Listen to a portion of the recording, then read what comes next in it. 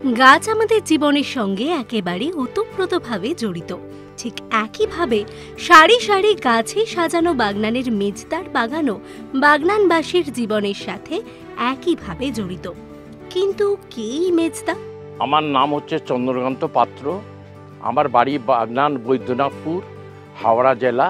হাওড়ায় এত নার্সারি থাকতে কেন এই মেজদার বাগান এত জনপ্রিয় বাগনানবাসীর কাছে? আমাদের পেশা ছিল, আমার বাপ ঠাকুরদার এটা হচ্ছে চাষবাসের পেশা, পান ছিল। তারপরে আমার দাদু যখন মারা যাবার পর আমার বাবা তখন প্রথম ফুল চাষ নিয়ে আসে আমাদের হাওড়া জেলার মধ্যে। প্রথম বেল ফুলের চাষ, গোলাপ ফুল, বেল ফুল আর জবা ফুল। রোজ শত শত গাছকে সন্তান স্নেহে লালন পালন করে চলেছেন তিনি। ঘুরিয়ে দেখাতে পছন্দ করেন তার যত্নে সাজানো বাগানকে।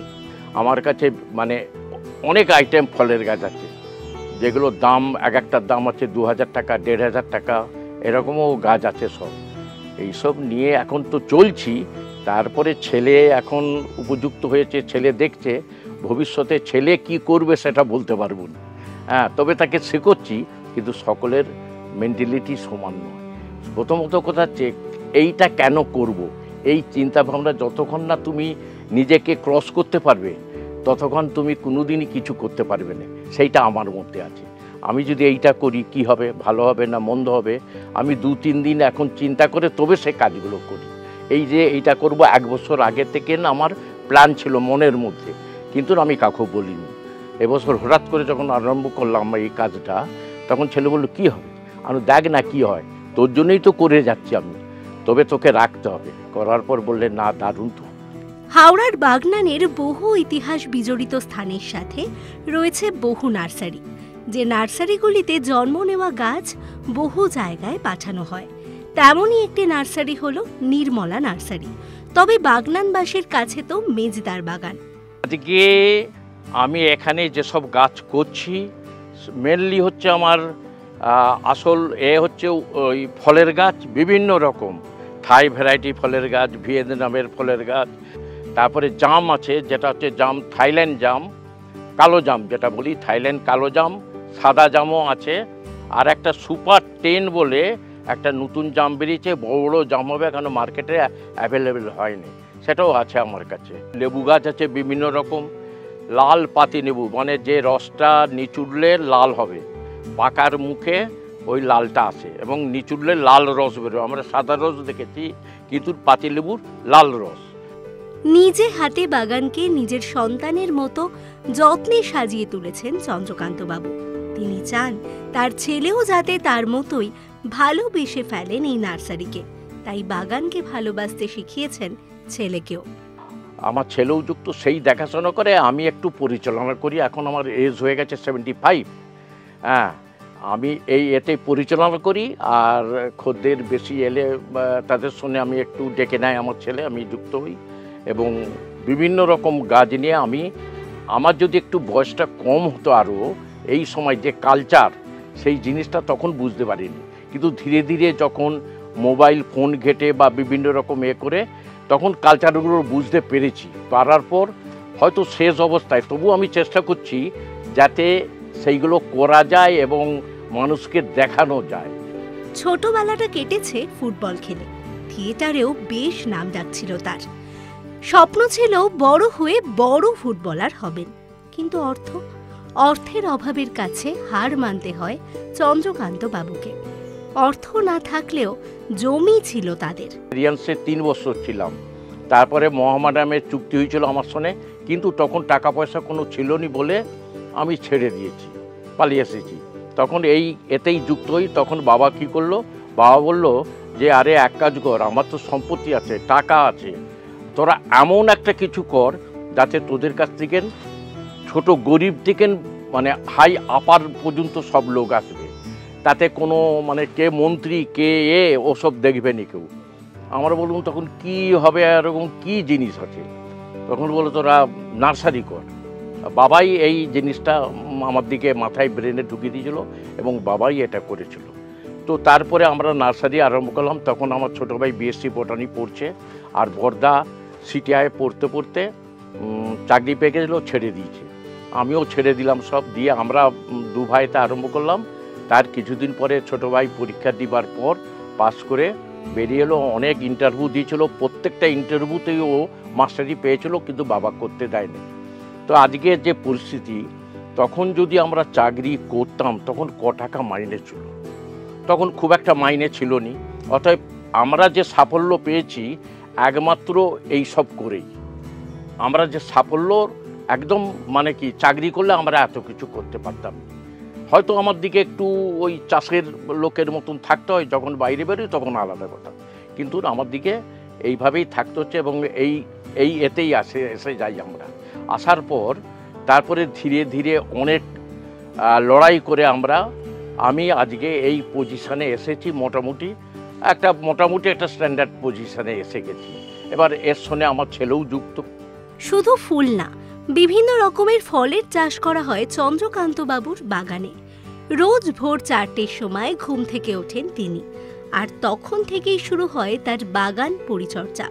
চন্দ্রকান্ত বাবু মনে করেন আগের জীবন আর এখনকার জীবন সম্পূর্ণ আলাদা, কিন্তু সময়ের সাথে সাথে নিজেকে প্রতিষ্ঠিত করা, মানিয়ে নেওয়ার জন্য পরিশ্রমের বিকল্প আর কিছু হতেই পারে না। এই যে আপনি এত বড় ক্লাবে ফুটবল খেলতেন, এই গল্পটা আমাদের কিছুক্ষণ আগে করছিলেন, যে কোনো মানে যখন আপনার অল্প বয়স ছিল, এখন তো আপনি বললেন যে আপনার খুব ভালো লাগে এই ব্যবসা সামলাতে, তখন কোনো সময় আক্ষেপ হয়েছে যে বাবা ফুটবল খেলাটা ছাড়িয়ে এখানে নিয়ে চলে? না না না না না, আফসোস নেই, মানে নিজেই ছেড়ে দিয়ে চলে এসেছে এই কারণে যে তখন ফুটবল খেলতে গেলে, ফুটবল একটা টিমে খেললে, যখন খেলতাম চুনি গোস্বামী লাস্ট জীবনের পাশের মাঠে প্র্যাকটিস করতো, জানলান সিং প্র্যাকটিস করতো, দেখতাম। কিন্তু তখন কোনো টাকা পয়সা ছিল না, সম্মানটা ছিল। আরে টাকা পয়সা না থাকলে কি পেট ভরবে আমার? সেই জন্যেই ছেড়ে দিলাম। আমার এত বড় ফ্যাক্টরি আছে, এত বিঘে লোক কাজ করে এত, আর আমি এখানে পয়সা মাইনের জন্য পড়ে থাকবো, যার জন্যই আমি ছেড়ে দিলাম। নাহলে আমার ছোটোবেলা থেকে শখ ছিল ফুটবল। সত্যি কথা বলতে কি, আমি বাগনান থানা কেন, আশপাশের মধ্যে আমি চান্স পেয়েছিলাম। তো যার জন্যে ছেড়ে এলাম। কেন না, আমার জীবনটাকে চালাতে গেলে তখন তো আর পয়সা ছাড়া চলবে না। এখনও যখন মানুষ, একটা কথা হচ্ছে কি, পয়সা ছাড়া এক পাও চলতে পারবে না, মানে সম্পদ। এটা কিন্তু আমি দেখেছি যে মানুষ সম্মানের জন্যে লাস্ট জীবনে খেতে পায় না প্রচুর। আমি চিত্তরঞ্জন বলবো বা বিভিন্ন রকম মনীষীদের কথা দেখেছি, তারা লাস্ট জীবনে খেতে পায়নি, তার দিকে কেউ আর দেখেনি। তো আমি সেই কথাটা ভেবেই না, আমাকে টাকা ইনকাম করতে হবে। অতএব আমি বাড়ি চলে এলাম এবং আমাদের এতেই যোগ দিলাম। ফুলের ব্যবসা করতে তো অনেকে খুব ভয় পায় যে ফুলের কোনো ক্ষতি হয়ে যেতে পারে, ফুল বেশি দিন থাকে না। না না, আমাদের প্রায় 4-5 বিঘা বেল ফুলের চাষ ছিল, এবং তাতে বেলফুল তুলতো যে মেয়েরাই তুলতো, 65 জন মেয়ের ফুল তুলতো। তখন প্রথম তো আমাদের এখানে সব লোক পাওয়া যেত, তারপরে ধীরে ধীরে যখন বার্তার মুখ হলো তখন আর তুলনি পাওয়া যেত না অত। তো ফুল চাষে কোনো অসুবিধা নেই, তখন ফুল চাষেই আমরা পয়সাটা করেছিলাম। কেন বলবো যে এইসব সম্পত্তি হচ্ছে ফুল চাষ করেই। এবার যখন দেখলাম যে বিভিন্ন জায়গায় চাষটা চালিয়ে যাচ্ছে, বাজার একটু নর্মাল হয়ে যাচ্ছে, তখন ছেড়ে দিয়ে আমার বাবা নার্সারিতেই আমার দিকে বললো যে তোরা নার্সারি কর। আমরা নার্সারি করেছিলাম বলে আমার মনে হয় ওই 40-50-60 হাজার মাইনের থেকেও আমরা ভালো আছি। এতদিনের ব্যবসায় কোনো ওঠা পড়া হয়নি? বা মাঝে মাঝে হয়, লসও যায়। কিভাবে লস বলতে, যেমন সিজন ফ্লাওয়ার এবছর ফেলানোর পর অতিরিক্ত গরমের চোটে গাছগুলো ফুটে তাপের চোটে সেই তাপটা ওর সহ্য করতে পারলো না। টেম্পারেচারটা ওদের অত চলবে না, 30-এর উপর টেম্পারেচার ওগুলো নষ্ট হয়ে যায়। কিন্তু উঠে গেছিলো তখন টেম্পারেচার 40-41, যার জন্যে সেইগুলো কী হলো, জ্বলে গেল। আমার এই বছর লস গেছে 1.5 লাখ টাকা। কিন্তু আমি ওই লসটা তুলে নিয়েছি অন্য প্রসেসে। যেমন ওই তোলাবাড়ি থেকে চারা তুলে আরেকটু বড় জায়গায় লাগিয়ে সাইজ করে তার থেকে নিয়ে ইনকাম করলাম, এবং পরিপূর্ণ গাছ যেটা ফুল সমেত সেই গাছ তৈরি করে আমি ওই লসটা আমি তুলে নিয়েছি। আর যেটা আমার কোনো ক্ষতি হয়নি, হয়তো লাভও হয়নি খুব একটা। লাভ হয়নি বললে ভুল কথা, এটা যেটা পরিমাণে হয়তো আমার স্কিম ছিল 3 লাখ টাকা লাভ থাকবে, সেখানে হয়তো 1 লাখ টাকা লাভ হলো। কেউ যদি আপনার এই নার্সারিতে আসতে চান তাহলে কিভাবে? হ্যাঁ, যেটা যদি আমার নার্সারিতে কেউ আসতে চায় তাহলে সেটা হচ্ছে প্রথম হচ্ছে বাগনান, হাওড়ার দিক থেকে এলে বাগনান স্টেশনে নামতে হবে। আর খড়গপুর থেকে এলেও আমার বাগনান স্টেশনে নেবে, বাস স্ট্যান্ডে যেতে হবে। বাস স্ট্যান্ডে গিয়ে প্রথমের দিকেই অটো স্ট্যান্ড আছে, যেটা হচ্ছে গাদিয়ালা শামপুর অটো স্ট্যান্ড, সামনেই একবারে বাঁদিকে সামনেই।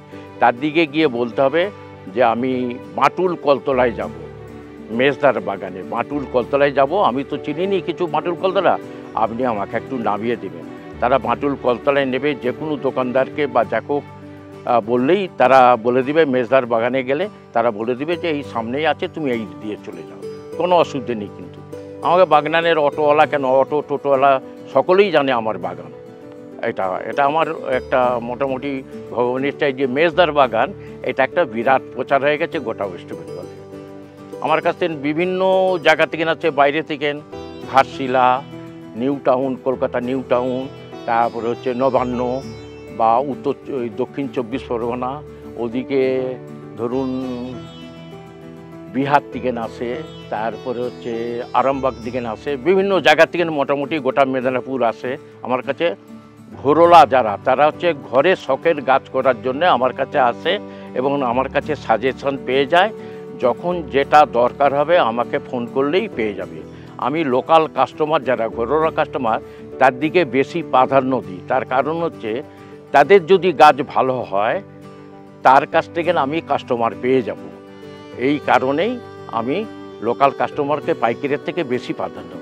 বাবার ইচ্ছায় পছন্দের ফুটবল খেলা ছেড়ে নিজের বাকি জীবন বাগানের পিছনে উৎসর্গ করায় কোনো আক্ষেপ নেই বাগনানবাসীর প্রিয় মেজদার। তিনি চান তার ভবিষ্যৎ প্রজন্ম তার এই ব্যবসা আরও এগিয়ে নিয়ে যাক এবং নির্মলা নার্সারিকে পৌঁছে দিক সর্বত্র। এরকম আরও অনেক ভিডিওস দেখার জন্য নজর রাখুন আমাদের চ্যানেলে। পাশে থাকা বেল আইকনটি ক্লিক করতে ভুলবেন না।